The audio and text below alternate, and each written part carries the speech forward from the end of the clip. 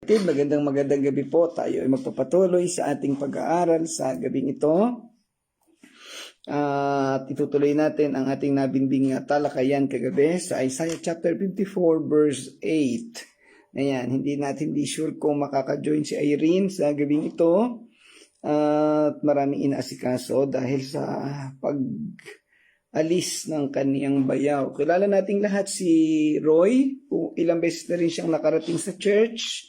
Finally, kanina siguro mga lunchtime, mga 2 or 3 o'clock siguro yon noong ay bumalik na siya sa Panginoon.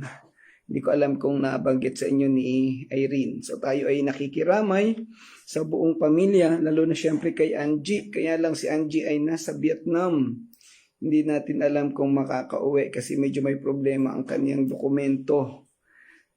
Si Dwayne, yung kaniyang anak ay hindi pa alam kung saan iiwanan. Sabi ko, dito na lang sa bahay iwanan.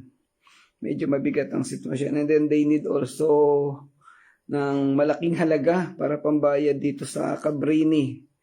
50 plus o baka almost 100 yung babayaran. Kasi pagka inabutan ng kamatayan sa ospital, mas malaki ang bayad. Yan po. So ipag-pray natin ang sitwasyon ng pamilya ni Roy. Okay, sige po, tayo po ay magsimula sa panalangin. Medyo mabigat ang bukana, ang panimula ng aking nabanggit. Pasensya na po kayo. Sige, samahan po ninyo ako. O Ama naming Diyos na dakila sa lahat, salamat po muli sa gabing ito, sa patuloy na pagbibigay mo sa amin ng panahon upang makapag-aral ng iyong salita. Patuloy mo kaming samahan, gabayan, at ikaw po ang patuloy na gumabay sa aming lahat sa pag-aaral na ito. Hindi po dinudulog sa iyo patuloy ang sitwasyon nila Irene, Panginoon, ni Angie, ni Dwayne, at ang pamilya ni Roy na kung saan ay pumanaw na, bumalik na sa iyo, Panginoon. Ikaw na po ang bahala sa kanyang pamilya at sa anumang mga kabigatan at ng sitwasyon na kanilang mararanasan. Ikaw po ang magsaayos ng lahat namang Diyos. Samahan po kami sa gabing ito sa aming pag-aaral sa pangalan ng Panginoong Hesus. Amen. Okay, so ayan nga po, tayo ay magpapatuloy sa ang aking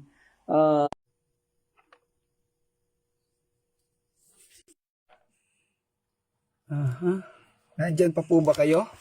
Pa-message lang po kung naririnig niyo ako at nakikita. Lumipat lang po ako ng location.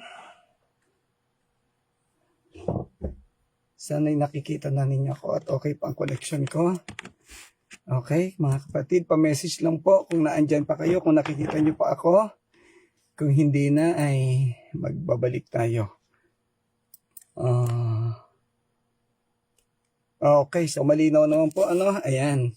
Salamat sa inyong lahat. Salamat Pastor Claude, salamat Christine, magandang gabi din sa iyong at salamat sa muling pagsama. Ayan. Okay. So atin nga po ipagpapatuloy ating pag-aaral na natapos kagabi. Ayan. Salamat po Ate Alma. Okay, so ang ating natalakay kagabi ay yung verses 6 and 7 at ito ay tumukoy doon sa mga propesiya pa rin. No, at ang sabi doon sa ating tinalakay kagabi, Israel, ang katulad mo'y asawang iniwan at ngayoy nagdurusa, isang babaeng maagang nag-asawa at pagkatapos ay itinakwil. Ngunit pinababalik ka ngayon ni Yahweh at sa iyo'y sinasabi, sandaling panahon kitang iniwanan, ngunit dahil sa tapat kong pag-ibig, muli kitang kakalingain. Ayan, so itong ating natalakay kagabi, verses 6 and 7, ay tumatalakay pa rin sa tinatawag nating restoration, yung pagbabalik, no? At pagkakaroon o pagre-establish ng nasirang relasyon o nasilang samahan ng Israel at ng Panginoong Diyos. At sa kasalukuyang panahon o doon sa panahon ng Panginoong Hesus, ito ay tumutukoy sa pagkakaroon o pagre-establish o pagkakaroon muli ng relasyon ng tao sa Panginoong Diyos sa pamamagitan ng kamatayan ng Panginoong Hesus. Ibig sabihin, matapos na mamatay ang Panginoong Hesus sa krus, ay nanampalataya ang mga tao na patawad ang kanilang mga kasalanan. At sa pamamagitan noon, sila'y nakapanumbalik sa Panginoong Diyos sa pamamagitan ng kanilang pananampalataya. Kaya nga nakakatuwa yung sitwasyon na yun ng pagpapanumbalik. So sa gabing ito, tatalakayin natin ang verse 8. Halos ganoon din yung tema, ano? Pero dito medyo mas mabigat ang dating. Sa verse 8, mas malalim, mas ipinaramdam dito ng Panginoong Diyos sa kanila yung nangyari, yung damdamin ng Diyos at naging damdamin mismo ng mga tao. Ang sabi dito sa verse 8, probably verse 8 lang ating tatalakayan sa gabing ito dahil yung verses 9 and 10 ay medyo iba na yung tema, no? In comparison sa nangyari kay Noah.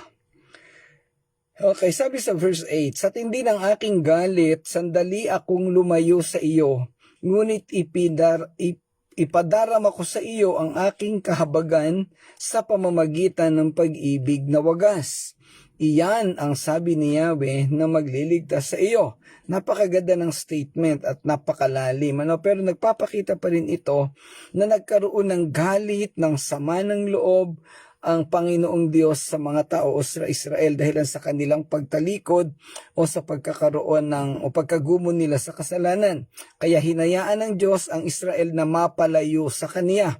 Subalit sa dulo ay ipararamdam sa mga ito ang kaniyang kahabagan sa pamamagitan ng pag-ibig na wagas.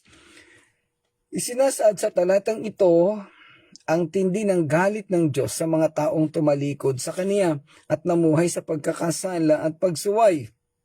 Kaya ang sabi doon, ikinubli ko ang aking mukha sa iyong ng sandali. Sabihin, hindi kita tiningnan, hindi tiningnan ng Diyos ang Israel.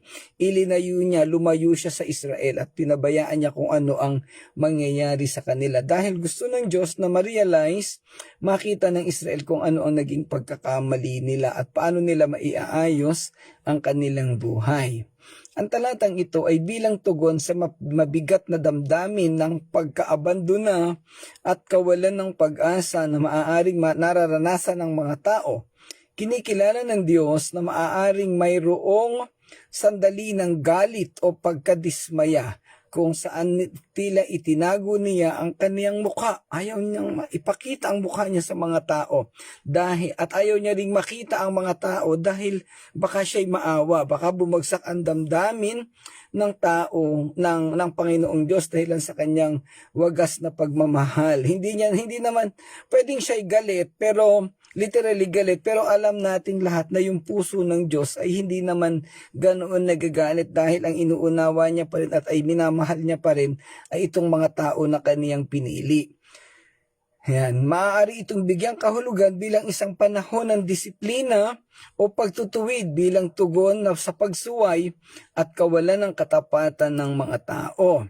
Gayunpaman, ang pangunahing mensahe rito ay ang sandaling ito ng puot at ay pansamantala lamang. Puot na pansamantala lamang, hindi forever na nagagalit ang Diyos. O kung medyo mahaba man ang panahon na nagalit ang Diyos, sa dulo ay siya rin ang gumawa ng paraan para sila ay magkaayos o magkabati. Hinayaan lang niya na pansamantalang mapalayo ang tao, makaranas ng kahirapan at maranasan yung panahon na wala siya. Wala ang Diyos sa kaniyang tabi at para makita, ma-realize ng tao ang kahirapan. Malimit sa ating buhay ng ating mga tao sa kasalukuyang panahon, mas nakikita natin at nauunawaan yung value ng isang tao, yung kahalagahan ng isang tao sa buhay natin pag wala na siya sa atin, pag hindi na natin kasama. Kaya alam po ninyo may mga pagkakataon na ginagawa din talaga at hinahayaan ng mga tagapanguna na mapalayo or umalis sa isang samahan upang turuan ang mga tao. Talakay natin yan na tuloy-tuloy. Yan. Ang talatang ito isang mensahe ng kaaliwan at pagpapanumbalik at nanangangakong ang pansamantalang pagkasuklam o pagkagalit ng Diyos ay maiksi lamang at malulubos ng kanyang walang hanggang kabaitan at awa. Sa huli ng ibabaw pa rin yung kabaitan ng Diyos, yung kanyang pagmamahal at pagmamalasakit sa mga tao, kaya tinubos niya ang mga ito. Tinitiyak sa kanyang bayan na hindi sila permanenteng pababayaan, kundi titipunin ng may matinding habag bilang kanilang manunubos. Inahambing nito ang panandaliang paghatol sa walang hanggang pag-ibig na naghihikayat ng tiwala sa walang maliw na kalikasan ng Diyos kahit sa mga panahon ng pakiramdam na pinabayaan sila. Yung inaakala ng mga Israelita na pinabayaan sila ng Diyos, ay ang totoo hindi sila pinabayaan ng Diyos. Kahit sila'y naghihirap, nakabantay pa rin sa kanila ang Diyos, minomonitor pa rin sila at inaalam ng Diyos kung paano nila pinag-aaralan ang kanilang sitwasyon upang sila ay matuto. Ang kahirapan, pag-abandona at paglimot ng Diyos sa Israel ay mangyayari sa sandaling panahon lamang o nangyari sa sandaling panahon lamang. Maigsing panahon kung ikukumpara sa walang hanggang panahon ng kalayaan at kapayapaan na ipagkakaloob ng Panginoon sa kaniyang mga anak. Pagkalipas ng galit na ito, muling ipinakita ng Diyos ang kanyang wagas na pagmamahal at pagmamalasakit sa kaniyang mga tao na kaniyang pinili noon pang unang panahon. Inihahambing ng talatang ito ang isang maikling panahon ng galit sa walang hanggang kabaitan at awa ng Diyos. A short period of anger or wrath against an eternal period of love and relationship. So ayan, napakaganda nito, napakalalim. Nag-aalok ng kaaliwan at katiyakan sa mga nakakaramdam ng pagpapabaya. Hindi hahayaan ng Diyos na mapahamak ng buong buo ang kaniyang mga anak. Ang tanging naisin ng Diyos ay restoration. Pero bago mangyari ang restoration, kailangang maunawaan ng tao ang kanilang pagkakamali. Kaya nga doon sa panahon, nakikilalanin o meron tayong i-guide sa samahan na mga tao para patanggapin o kaya ikilalanin ng Panginoong Yesus. Ang isang bagay na dapat nating tatandaan doon ay maipaunawa sa mga tao na sila ay nagkasala, na sila ay naging madumi o matigas ang ulo, masuwayin sa harap ng Diyos, at dapat ito ay mapagsisihan nila ng buong buo buhat sa kanilang puso. Kailangan ay mapagsisihan ang mga kasalanan bago magkaroon ng kapatawaran. Ayan. So tinatalakay din natin yung bagay na yan doon sa pag-Sunday preaching natin. Hinihikayat ng talatang ito ang mga mananampalataya na huwag mawala ng pag-asa sa mga panahon ng kahirapan. Sa halip, patuloy na magtiwala na ang pangwakas na plano ng Diyos ay ang pagpapanumbalik at pag-aliw sa kanila ng walang hanggang biyaya.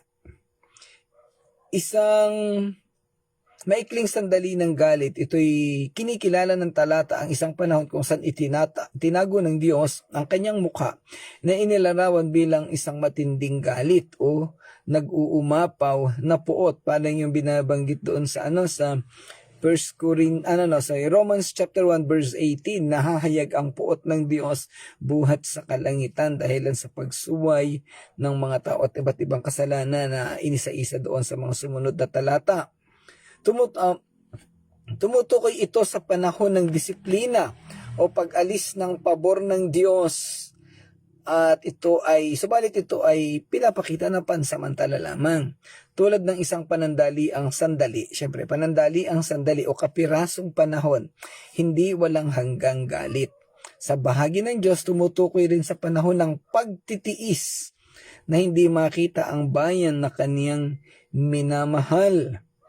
Akala ng Israel ay sila lang ang nahirapan. Subalit ang totoo, masigit na nahihirapan ang Diyos. Para ito yung sitwasyon nung nanay o nung tatay na pinarusahan ang kanyang anak or pinagalitan. Pero sa totoo lang, minsan nauuna pang umiyak yung nanay pagka napagalitan ang mga anak. Kaya si Ate Alma, maraming anak.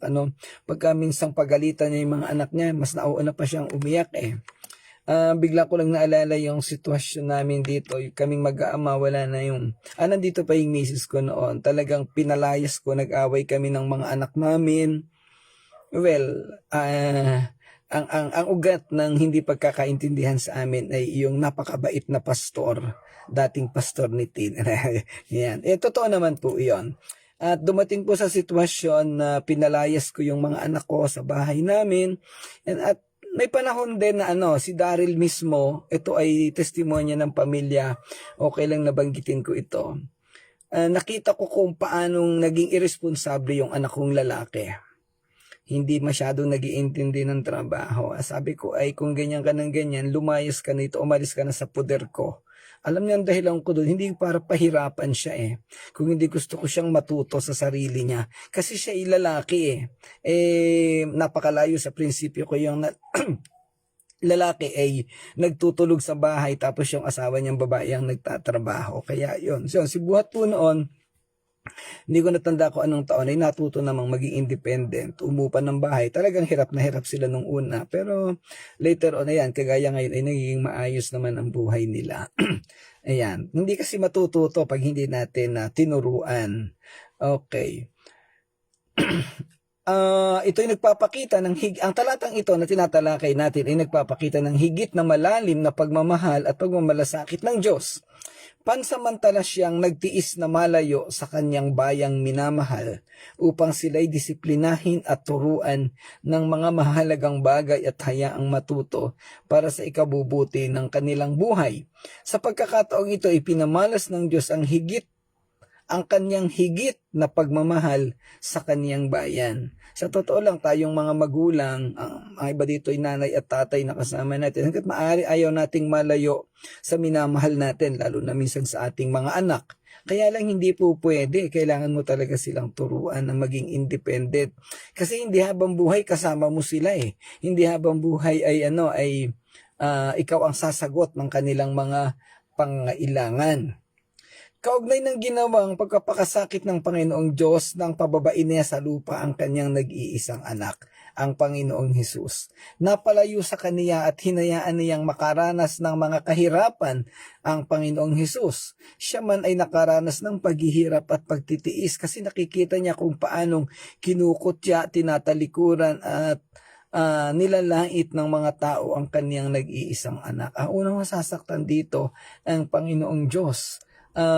Yung expression dito sa talata na yung pansamantalang tinalikuran, sabi ng pag-aaral ng mga Bible scholar, nung panahong si Jesus ay nakapako sa krus at nalagutan ng hininga, ang Diyos ay nakatalikod daw, hindi niya daw tinitingnan ang Panginoong Jesus. Kasi hindi niya makaya na makita yung anak niya. Lalo na nung sumigaw si Jesus sa krus ng, Ama, Ama, bakit mo ako pinabayaan? Why have you forsaken me? So, yung ganon. Napakabigat ng sitwasyon na iyon sa Panginoong Diyos. In the same way na itong naranasan ng mga Israelita na napalayo sa Diyos. Nasaktan, nahirapan ng mga Israelita, pero ang totoong nasaktan at nahirapan ay ang Panginoong Diyos. Yan. Sa dulo ng bawat isa ay ang dulo ng bawat isa ay nakaranas ng tagumpay at kaligayahan. Pagkatapos naman ng kanilang paghihiwalay at pagtitiis, pareho silang nakaranas ng kaligayahan. Gaya rin ng Israel na lumaya natapos ang pansamantalang paghihirap. Bumalik sa piling ng Diyos na nagmamahal sa kanila. Ang Panginoong Hesus, nung siya'y namatay, natuwa ang Diyos kasi nagtagumpay sila sa kanilang misyon gawain ng pagliligtas sa tao ng pagtalo sa kasalanan at sa dulo ay nabuhay naman muli ang Panginoong Hesus. Sa isang praktikal na sitwasyon, sa ating mga tao sa kapanahunan ngayon, may mga pagkakataon na ang mga tao ay kailangang umalis o lumayo sa isang tao. Sa kanyang minamahal, gaano man kasakit o kabigat upang sila ituruan o kaya ay ipaunawa sa kanila kung gaano nila kamahal at pinagmamalasakitan ang taong ito. Sa mga organisasyon, sa mga church, minsan ang pastor aalis, pupunta sa ibang lugar dahil gusto niyang mas matuto ang kaniyang mga kasama sa simbahan. Sa pagkakataong ito, mas inuuna, ang totoo, ayaw nung tao na yun na umalis. Posibleng ayaw ng tao na yun na umalis, ayaw niyang iwanan ang kanyang minamahal o ang kanyang simbahan o organisasyon na pinangungunahan. Subalit, mas nangunguna sa kanya, mas inuuna niya yung pagmamalasakit dun sa mga taong iyon. Kasi alam niya na, posibleng alam ng tao na yan, na kung siya'y mananatili, ay hindi magkakaroon ng magandang bunga sa tao o doon sa grupo. So sa kanyang pag-alis, posible itong magturo ng mas maghigit na magagandang bagay at magdala ng kapakinabangan sa taong iyan. Masakit, mahirap, mabigat, subalit kailangan tiisin ang dahilan ng pagtitiis, pagmamahal at pagmamalasakit. Yung pag-iwan ay dahilan ng kanyang matinding kabigatan at kalungkutan o pagbubuwis ng buhay. Yan. So, kagaya ng naranasan ng Panginoong Diyos ng pababain ng Panginoong Hesus sa lupa at nakitang nahirapan. Yung naranasan ng Israel at yung ng Panginoong Diyos nung sila'y mapahiwalay, itong mga sitwasyon na to ay pwedeng nararanasan o maranasan ng mga tao na totoong nagmamahal at nagmamalasakit sa kaniyang mga minamahal na tao. Ayan. Siya ay pwedeng magpakasakit. Ang isang halimbawa nito yung OFW na tatay o kaya'y nanay, iiwanan ng pamilya dito, pupunta sa ibang bansa at magtatrabaho 1 taon, ang iba 3 taong napapalayo sa pamilya. Pero ang dahilan para masiguradong makakapag-aral ang mga anak, mayroong ikabubuhay na maayos, nagsasakripisyo doon sa iba't ibang lugar. Si Kuya Bob ay pansamantalang lumayo sa pamilya, bagamat malapit lang sa Quezon City lang naman, pero syempre mahirap din yon. Mahirap kay Ate Alma yung wala nang kasamang asawa, pansamantala, wala nang makakatabi sa pagtulog o kaya ay makakausap, makakakwentuhan, at si Kuya Bob ay ganoon din. So yun po yung mga sitwasyon na kinakailangan magtiis para mas unahin yung kapakinabangan ng mga taong minamahal niya. Kung ito'y nangyari sa Diyos at sa Israel, sa Diyos at sa Panginoong Hesus, pwede ring mangyari sa ating lahat. At tatandaan po natin kung sa ating sitwasyon ay mangyari ang mga bagay na ito, ang isang bagay na dapat nating makita at matutunan ay yung salitang pagmamahal at pagmamalasakit. May mga pagkakataon na kailangan magsakripisyo ng isang tao para sa kapakinabangan ng isa pa o ng ibang tao. Ayan po. Sa dulo naman, gaya ng karanasan ng Diyos sa Panginoong Hesus o ng Israel sa kanilang paglaya, sa dulo ng sakripisyo ng taong nagmamahal ay maaaring tagumpay at pagkaranas ng totoo at tapat na pagmamahal sa panahon ng pagbabalik. So, yun yung glory. Kagaya na nangyari sa talatang ito, pansamantala lang naman, pinalaya sila ng Diyos tapos bumalik sa Jerusalem at sila'y muling nagkasama-sama ng Panginoon na buo ang relasyon. Muling nabuo ang relasyon. At pwede ring mangyari yan sa tao. At pwedeng mangyari sa kahit na kanino na pansamantalang nagkahiwalay. At sa panahong iyon na nangyari, posibleng mas buo ang relasyon, na-realize ng bawat isa ang kanilang pagkakamali at pagkukulang. At dahil dito, mas lalong lalalim ang pagmamahal at pagmamalasakit ng bawat isa. At magdudulot ito ng mas magandang samahan at relasyon. Ayan. Tumutukoy pa rin ang talatang ito sa walang hanggang kabaitan at katapatan ng Diyos. Ang galit na ito inihahambing sa walang hanggang kabaitan at sa pangako ng habag. Ang salitang everlasting life o buhay na walang hanggan ang tinutukoy dito, na kung saan hindi natin eksaktong alam pa kung gaano karangal, subalit ang malinaw ito ay isang napakamaluwalhating buhay na halos hindi na natin maaalala ang mga kahirapang ating naranasan. Sa kabilang banda ay isang napakalaking panghihinayang ang mararamdaman ng mga taong nagbaaliwala sa pangakong ito. So kung itong binabanggit sa talatang ito, may mga taong nagbaliwala sa kahalagahan ng pakikisama sa Diyos, sa dulo ay naranasan nila yung tunay na kahirapan at binaliwala yung pangako. Pwede ring mangyari ito sa mga tao. Kaya lagi nating sinasabi, habang kasama mo pa yung tao sa buhay mo, ay pahalagahan mo. Kasi darating ang panahon na aalis yan at mapapalayo sa'yo. Baka hindi ka na kayo magkasama uli. Bagamat may sinasabi itong babalik, ay paano kung hindi na makabalik? Paano kung iyong pansamantalang sinasabing paghihiwalay para turuan ka ay hindi na makabalik?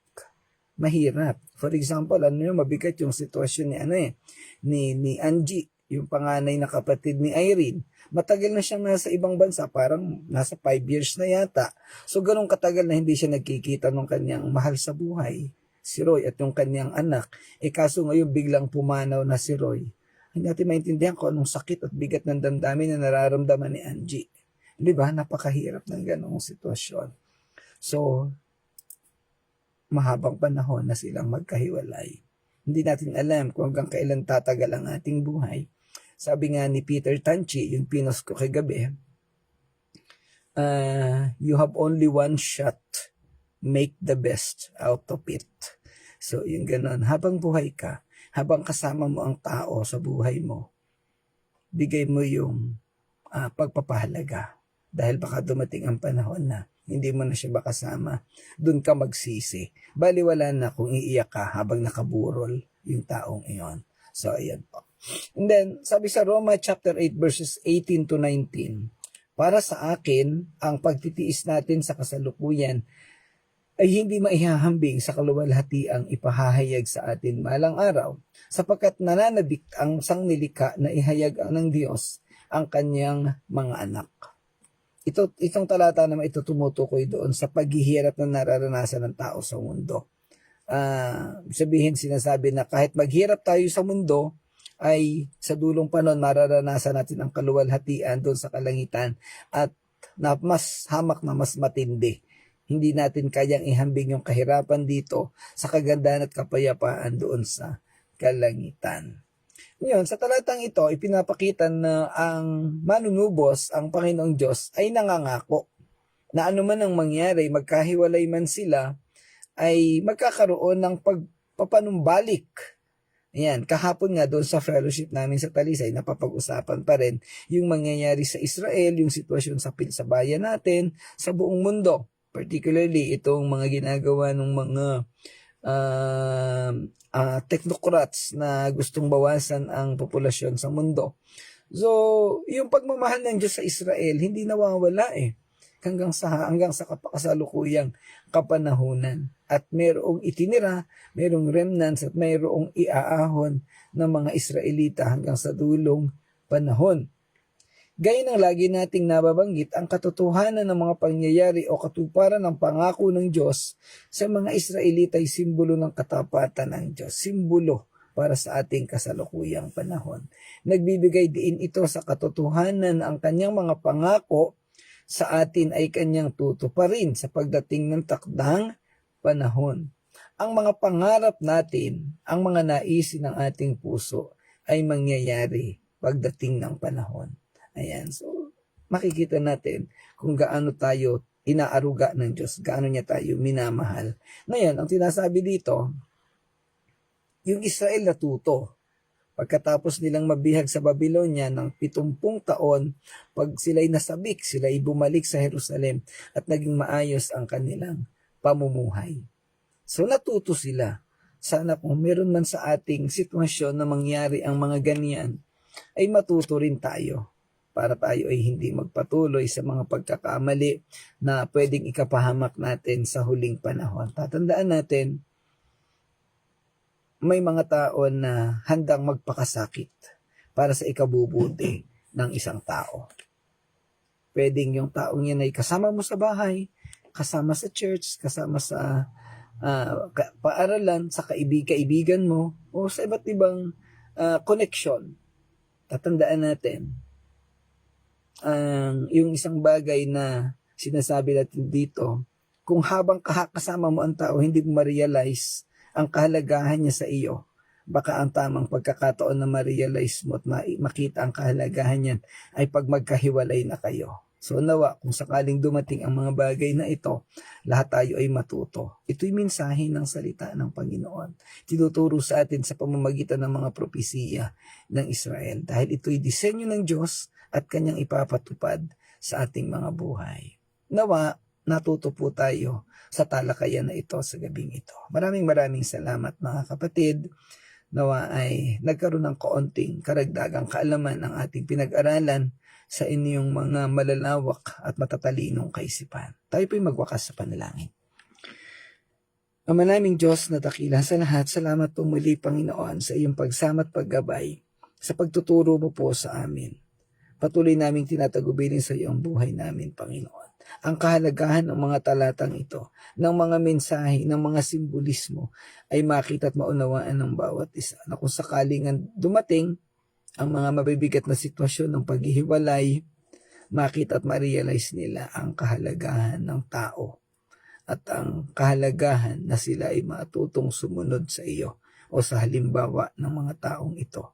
Tulungan mo ang bawat isa, Panginoon, na lagi ka naming maparangalan at mapapurihan sa lahat ng bagay na iniisip namin at ginagawa. Pagpalain mo po kami, Panginoon. Patuloy namin inilalapit sa iyo ang sitwasyon ni Angie doon sa Taiwan. Mabigat ang sitwasyon. Pagkaraan ng ilang taon na hindi sila nagkasama ng kanyang asawa, ay eto at pumanaw na, napakabigat, Panginoon. Huwag mong hayaan na mangyari sa amin ang mga bagay na ito o doon sa ibang mga kasama namin. Tulungan mo at pagpalain ng bawat isa, Panginoon. Gabayan mo po kami at lagi ka naming maparangalan. Sa pangalan ng Panginoong Hesus. Amen. Amen. Okay, maraming salamat po muli mga kapatid sa inyong pagsama sa ating talakayan. Lagi kong sinasabi at paalala, kunin natin ang katotohanan sa bawat bagay na pinag-aaralan natin. Magkaroon tayo ng personal na refleksyon sa mga bagay na ito at ito'y ilapat natin sa ating pamumuhay. Salamat mga kapatid. Pagpalain kayo ng Panginoon. To God be the glory.